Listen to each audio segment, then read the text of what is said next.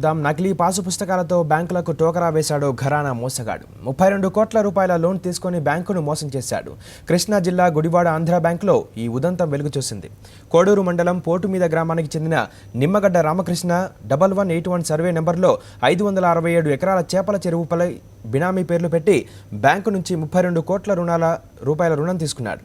మోసం బయటపడడంతో బ్యాంకు అధికారులు సిబిఐని ఆశ్రయించారు. రంగంలోకి దిగిన సిబిఐ అధికారులు కోడూరు తహసీల్దార్ ఆఫీసులో ఆరా తీశారు. దొంగ పత్రాలు సృష్టించి లోన్ తీసుకున్నట్లు గుర్తించారు. పరారీలో ఉన్న నిందితుడు నిమ్మగడ్డ రామకృష్ణ కోసం గాలిస్తున్నారు.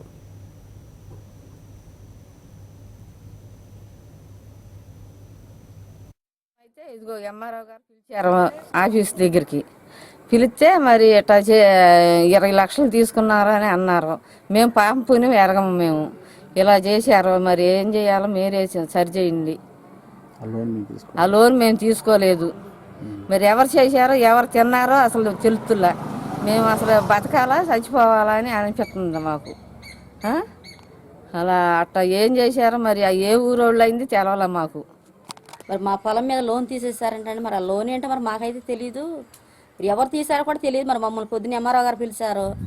అది ఇట్లా ఉందని చెప్పారు. 30 లక్షలు తీశారంట. మరి ఆ 30 లక్షలు మరి మాకు ఇవ్వాలంటే ఇస్తారా? మరి మేము పిల్లల్ని పెట్టుకు బతుకుతున్నామని మేము పేదవాళ్ళమేను. మాకు ఇచ్చిన పొలం కూడా అది మా నాన్నగారు ఇచ్చిందేను.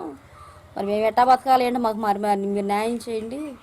అది ఎట్టా తీస్తారో మరి మీ వల్ల వాళ్ళు, కానీ మా వల్ల ఏది అవ్వదు. మీరు ఉంటారో ఇవ్వాలి, రేపు వెళ్ళిపోతారు. మా పరిస్థితి ఏంటి? కోడూరు మండలం పోటు మీద అండి మాది.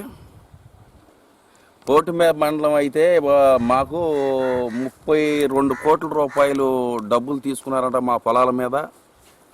అది ఏదైంది మాకు పొద్దున పంచాయతీ ఆఫీస్ గారికి ఎంఆర్ఓ గారు పిలిపించి మమ్మల్ని కేకేపించి మమ్మల్ని అడిగిన దాకా కూడా మాకు తెలియదు. 10-20 సార్లు తిరిగితే కానీ బంగారం గోల్డ్ లోన్ పెట్టుకోవాలన్నా కానీ బ్యాంక్ మేనేజర్లు ఎవరు 10 సార్లు తిప్పుతారో, ఏదైనా 20-50 లోన్లు తెప్పించుకుందామన్నా కానీ తిప్పుతారో ఎవరో. మరి ఇట్లా 33 కోట్ల రూపాయలు ఎవరు తిన్నారన్నది మాకు తెలీదు.